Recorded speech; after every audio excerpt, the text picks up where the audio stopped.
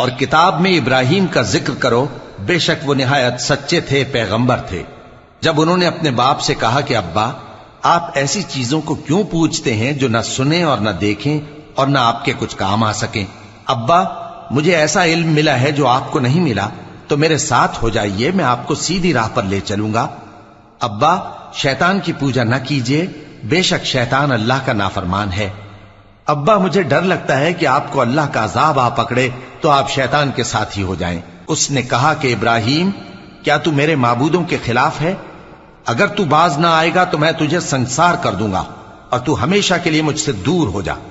ابراہیم نے سلام علیکم کہا اور کہا کہ میں آپ کے لیے اپنے پروردگار سے بخشش مانگوں گا، بے شک وہ مجھ پر نہایت مہربان ہے۔ اور میں آپ لوگوں سے اور جن کو آپ اللہ کے سوا پکارا کرتے ہیں ان سے کنارہ کرتا ہوں اور اپنے پروردگار ہی کو پکاروں گا۔ امید ہے کہ میں اپنے پروردگار کو پکار کر محروم نہیں رہوں گا۔